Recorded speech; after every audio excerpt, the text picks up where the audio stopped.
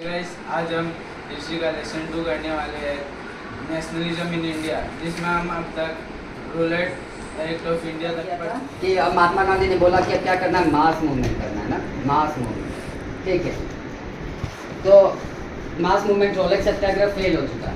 क्यों फेल, कैसे फेल, क्यों फेल हुआ? अच्छा, कैसे फेल हुआ ये बताओ तो। रोलेट सत्याग्रह गवर्नमेंट ने वापस बैक नहीं लिया, मतलब फेल है। दूसरा, बहुत जलियांवाला बाग इंसिडेंट हो गया, मतलब फेल हो गया। इंडियंस लोग को कोई फ़ायदा नहीं मिला, इंडियंस लोग को रोलेट सत्याग्रह से कुछ भी नहीं मिला, सिर्फ डेथ मिला, लाठी चार्ज मिला, and after that they were sent to jail. Why it was fail? Suppose why it was fail, तो why it was fail? Because Muslim people did not participated in large number. Muslim people did not participate in large number. पहला, low caste people did not participate in large number. Third, women did not participate in large number. Then villagers they did not participate in large number. ये reason होगा क्यों fail हुआ, क्यों का। अब महात्मा गांधी को मिलेगा खिलाफत इशू। खिलाफत इशू हुआ क्या था हम लोग को पता है। वर्ल्ड वार 1 कब ये कहाँ हुआ? यूरोप में हुआ। वर्ल्ड वार 1 यूरोप में हुआ। तो यहाँ पे वर्ल्ड वार 1 में ना ओटोमन एम्पायर, ओटोमन टर्की जो था, ओटोमन टर्की एम्पायर, ये जो है हार गया था, डिफीटेड। किससे डिफीट हुआ है? तो ये डिफीट हुआ है इंग्लैंड से, डिफीटेड बाय इंग्लैंड। अब जब इंग्लैंड से डिफीट हुआ है ना, तो फिर इंडिया में एक रूमर फैला, रूमर, अफवाह, रूमर स्प्रेड हुआ इंडिया में, रूमर स्प्रेड हुआ। क्या चीज़ को लेकर के कि ब्रिटिश जो है ना, इंग्लैंड जो है, England going to sign a peace treaty. क्या साइन करने जा रहा है? Peace treaty. क्योंकि कोई भी बार ट्रीटी से ही साइन होता है, एंड होता है ना, ट्रीटी से ही एंड होता है। कोई भी बात, हारने वाला को और जीतने वाला को क्या करना पड़ता है? एक ट्रीटी साइन करना पड़ता है। तो यहाँ पे जब ओटोमन एम्पायर डिफीटेड हो गया, तो इंग्लैंड के साथ उसको एक ट्रीटी साइन करना पड़ेगा। कैसा ट्रीटी? तो पीस ट्रीटी। ठीक है, ये हुआ रूमर इंडिया में। अब इस ट्रीटी का कंडीशन ऐसा था ना कि जो रूलर है, जो टर्की का रूलर है, वो हो जाएगा पावरलेस। पावरलेस, उसका सारा पावर जो है छिन जाएगा।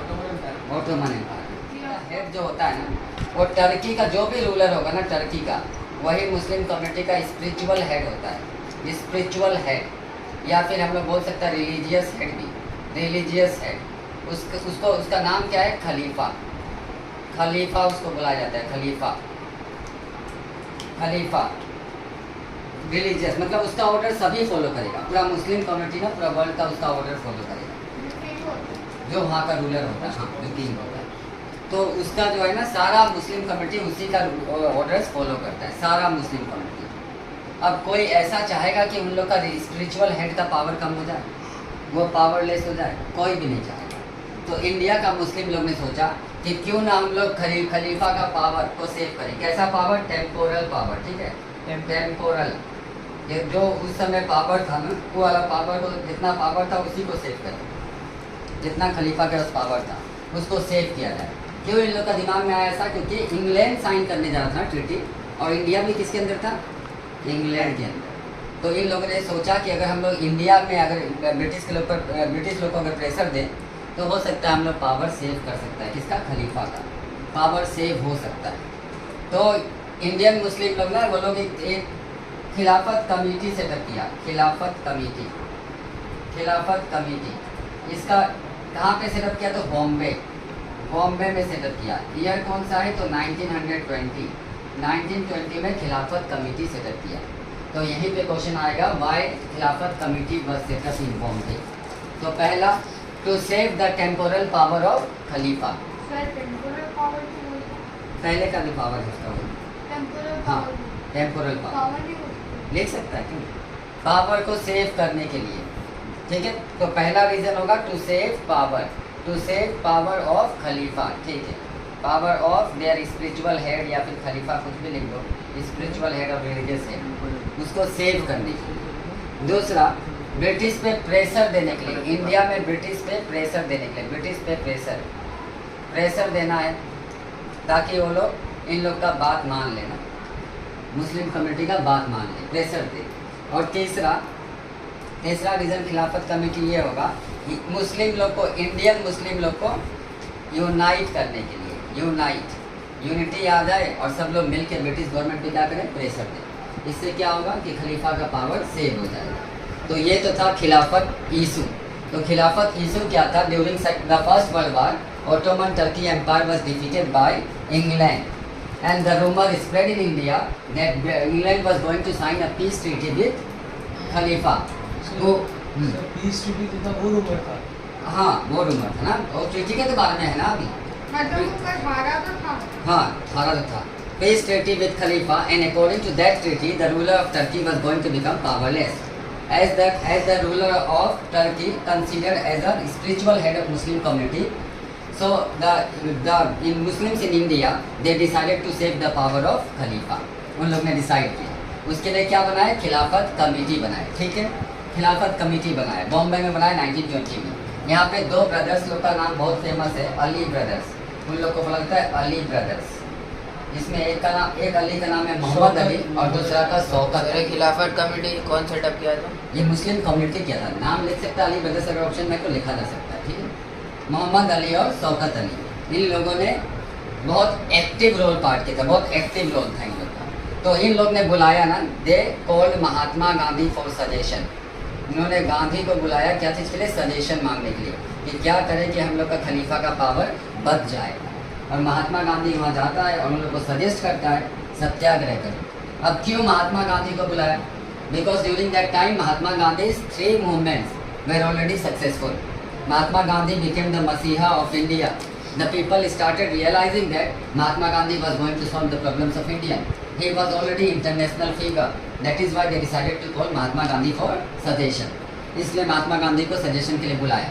महात्मा गांधी वहाँ जाके बोला सत्याग्रह करो, लेकिन उन लोग कंडीशन रखा महात्मा गांधी के सामने कि महात्मा गांधी को लीड करना होगा वो सत्याग्रह। महात्मा गांधी उसको एक्सेप्ट किया। अब क्यों एक्सेप्ट किया ये भी जानो, क्योंकि महात्मा गांधी को तो पहले से लगता था कि हिंदू मुस्लिम को यूनिटी कराना है, और अगर मुस्लिम कम्युनिटी का इशू को अगर हिंदू लीडर लीड करेगा तो इसका मतलब क्या होगा? मैसेज बहुत अच्छा जाएगा इंडिया में, मुस्लिम लोग और हिंदू का यूनिटी बहुत बढ़ जाएगा। इसलिए महात्मा गांधी ने एक्सेप्ट कर लिया। ठीक है, महात्मा गांधी तो एक्सेप्ट किया। अब महात्मा गांधी अकेला एक्सेप्ट करने से नहीं होगा, इंडियन नेशनल कांग्रेस को भी एक्सेप्ट करना होगा, क्योंकि मूवमेंट करना है तो मास मूवमेंट ही करना है, छोटा मोटा मूवमेंट तो करना नहीं है। महात्मा गांधी पहले से डिसाइडेड है। तो सेशन चल रहा था कलकत्ता में, इंडियन नेशनल कांग्रेस का सेशन चल रहा था कलकत्ता में, INC का सेशन। वहाँ पे महात्मा गांधी ने बाकी कांग्रेस पार्टी का लीडर्स लोग को भी मना लिया कि ठीक है हम लोग आप करेगा क्या? Movement, mass movement. नाम क्या होगा? दो चीज़ के लिए मूवमेंट करेगा।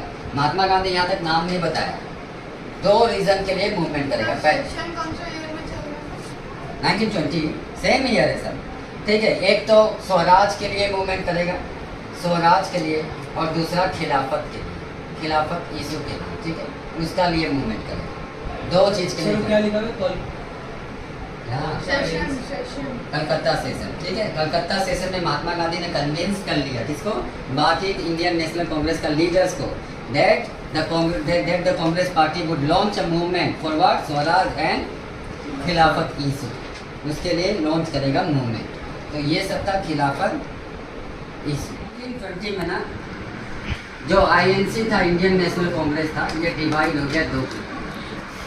एक ग्रुप था ओपोनेंट्स ऑफ मूवमेंट, मतलब एक बोल रहा था हम लोग को अब कोई सत्याग्रह वगैरह नहीं करना। दूसरा ग्रुप था सपोर्टर्स ऑफ मास मूवमेंट। ये लोग बोला था कि नहीं, हम लोग को अब छोटा मोटा मूवमेंट नहीं करना है, कैसा करना है? तो मास मूवमेंट करना है, मास मूवमेंट। ठीक है, बड़ा मूवमेंट करना है। तो ओपोनेंट्स में ओल्डर लीडर्स लोग थे जो ओल्ड हो चुका था, जिसमें से 2 नाम इम्पोर्टेंट है, एक है CR दास और एक है मोतीलाल नेहरू। और यंगर लीडर में आ जाएगा एक जवाहरलाल नेहरू और एक हो जाएगा सुभाष चंद्र बोस। तो इस समय तक CR दास और मोतीलाल नेहरू। ठीक है, 2 ही लोग थे, इस 2 लोग मेन था। तो ये लोग बोल रहा था कि हम लोग को और मास मूवमेंट करना है। ये लोग बोला था नहीं, और मूवमेंट नहीं करना है, अब मूवमेंट करना ही नहीं। तब करना क्या है? जब मूवमेंट नहीं करेगा तो करेगा क्या? इलेक्शन। हाँ, तो ये लोग पार्टिसिपेट करेगा इलेक्शन में। क्या चीज़ का इलेक्शन में पार्टिसिपेट करना चाहता है लोग? इलेक्शन, लेजिस्लेटिव काउंसिल का, लेजिस्लेटिव काउंसिल का इलेक्शन में इन लोग को पार्टिसिपेट करना था, काउंसिल इलेक्शन। ठीक है, अब क्वेश्चन ये आएगा, Y older leaders wanted to participate in council elections, not whether to participate in mass movement. तो पहला रीज़न क्या होगा, so that they could race, वो लोग क्या करेगा, रेस कर सके इशूज़ को पीसफुली, कहाँ पे, तो काउंसिल में पीसफुली। अब देखो कोई भी प्रॉब्लम होता है तो इन लोग को सत्याग्रह करता है ना, जैसे ब्रिटिश ने रोलेट एक्ट पास कर दिया तो सत्याग्रह किया। अब सत्याग्रह में तो बहुत लोग मर गए, लाठी चार्ज भी खाए, तो क्यों ना इलेक्शन जीत जाओ, बन जाओ मेंबर उसको, और मेंबर बन के क्या करो, वही इशू को वहाँ पे रेस करो। वहाँ पे तो लाठी चार्ज नहीं होगा ना, वहाँ पे पुलिस आगे गोली नहीं मारेगी, तो पीसफुली रेस कर सकता है। इसलिए इन लोग को लगा कि हम लोग को काउंसिल का इलेक्शन कंटेस्ट करके जीत के मेंबर बन जाना चाहिए। दूसरा, अगर इलेक्शन जीत गया, वॉन कर गया और मेंबर बन गया, तब ये लोग खुद भी क्या कर सकता है, दे कुड मेक, ये लोग क्या बना सकते हैं, सेट अप या make policies and programmes, policy और प्रोग्राम बनाएगा किसके लिए, तो इंडियन लोग का बेनिफिट, इंडियंस लोग का बेनिफिट खुद बना सकेगा ना, मेंबर बन गया तो बना सकेगा पॉलिसीज और प्रोग्राम्स।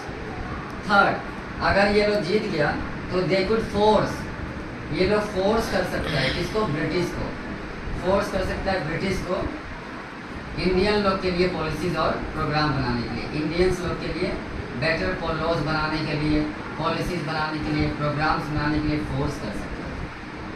और एक सबसे इम्पोर्टेंट चीज़ जो लिखना ही है आंसर में ना, सबसे मेन एम था, ये लोग को मेंबर बन के ये दिखाना था, मेंबर बन के ये दिखाना था दैट जो ये काउंसिल्स है ना, काउंसिल्स लोग आर नॉट डेमोक्रेटिक, काउंसिल्स खुद ही डेमोक्रेटिक नहीं है, मतलब इंडियन लोग का बात ही नहीं सुनता, इंडियन लोग को लो ही नहीं बनाता, तो कहाँ से डेमोक्रेटिक हुआ।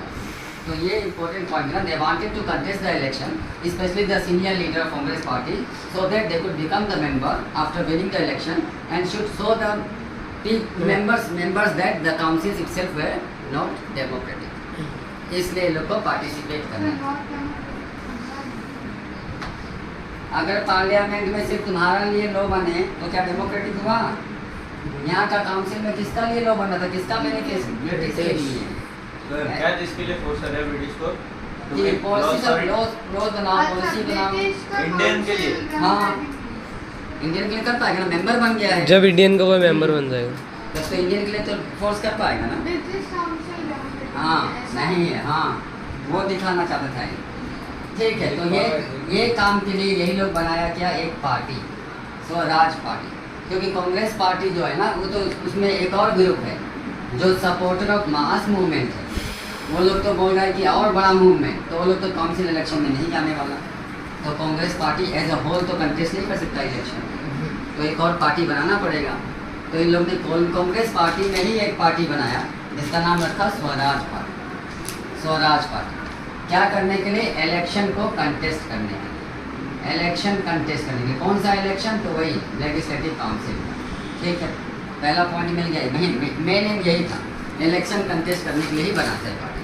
CR दास और मोतीलाल नेहरू ने बनाया था। ठीक है, दूसरा अब यहाँ से उठा के लिख लो, Swaraj party was set up so that Indians could win the election and they could raise the issues peacefully in councils.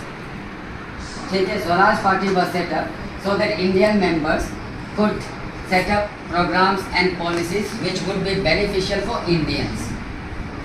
Third one, Swaraj party was set up to force the British government to make welfare programs and policies for the Indian poor people. ठीक है, और फिर वही last में पूरे हो जाएगा, one of the most important reason for setting up of Swaraj party was that the Indians wanted to win the election and become the member of council and demonstrate that councils were itself not democratic. ठीक है, इसलिए बनाया लोग ने Swaraj party. लेकिन याद होगा महात्मा गांधी ने 1920 में कलकत्ता सेशन में मना लिया है लीडर्स लोग को कि करना है एक मूवमेंट, लेकिन उसके बीच में ये डिवीज़न हो गया। अब फिर सेशन होगा नागपुर में, ईयर सेम रहेगा, सेम ईयर 1920 में नागपुर में INC का सेटअप हुआ, सेशन हुआ, इसमें सभी को मना दिया। चलो ठीक है, सब मान गया कि हाँ ओपोनेंट्स हम और लोग वो election नहीं सपोर्टर खेला। दोनों मार दिए। इलेक्शन में पार्टिसिपेट नहीं तो सर करेगा। सपोर्टर ओपोनेंट दोनों मार दोनों दिए। में। अब वो लोग जाएगा मूवमेंट की तरफ, जिसका नाम होगा नॉन कॉपरेशन खिलाफत मूवमेंट। अपने साथ लिया और चल दिया टूर पे। ठीक है, चल दिया टूर पे। क्यों? क्योंकि हिंदू लोग को तो महात्मा गांधी बोलेगा कि आओ हम लोग एनसीएम करने जा रहा है, और मुस्लिम लोग को कौन कन्विंस करेगा? शौकत है। ये लोग विलेज विलेज घूमा ताकि जब मूवमेंट, अच्छा क्वेश्चन होगा क्यों क्यों महात्मा गांधी शौकत अली के साथ निकल गया ना? पहला, मूवमेंट को मास मूवमेंट बनाने के लिए। हाँ, दोनों को मूवमेंट को क्या बनाना है? मास मूवमेंट बनाना है ना, इसलिए। दूसरा रीजन क्या होगा? नॉन वायलेंस वे में। मास मूवमेंट, ज़्यादा आदमी आए, बस उसको वही चाहिए था। इफेक्टिव बनाने के लिए। इफेक्टिव कैसे इफेक्टिव होगा? अगर विलेजर्स लोग भी पार्टिसिपेट करेगा तो इफेक्टिव हिंदू होगा। मुस्लिम को पार्टिसिपेट करना। हाँ, और हिंदू मुस्लिम दोनों का पार्टिसिपेशन कराना है, हिंदू मुस्लिम दोनों का।